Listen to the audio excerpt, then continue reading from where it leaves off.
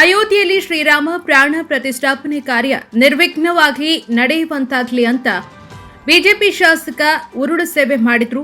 ಮಂಗಳೂರು ದಕ್ಷಿಣ ವಿಧಾನಸಭಾ ಕ್ಷೇತ್ರದ ಬಿಜೆಪಿ ಶಾಸಕ ವೇದವ್ಯಾಸ ಕಾಮತ್ ಉರುಳು ಸೇವೆ ಮಾಡಿದ್ರು. ಬಜಲಕೇರಿಯ ಮುಖ್ಯ ಪ್ರಾಣ ದೇವಸ್ಥಾನದಲ್ಲಿ ಉರುಳು ಸೇವೆ ಮಾಡಿದ್ರು ವೇದವ್ಯಾಸ ಕಾಮತ್.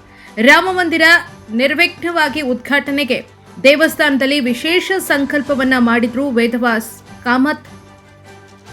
ಇಂದು ಉರುಳು ಸೇವೆ ಮಾಡುವ ಮೂಲಕ ಸಂಕಲ್ಪವನ್ನ ತೀರಿಸಿದ್ದಾರೆ ವೇದವ್ಯಾಸ ಕಾಮತ್. ಉರುಳು ಸೇವೆ ಬಳಿಕ ದೇವಾಲಯದಲ್ಲಿ ವಿಶೇಷ ಪೂಜೆಯನ್ನ ಸಲ್ಲಿಸಿದ್ದಾರೆ.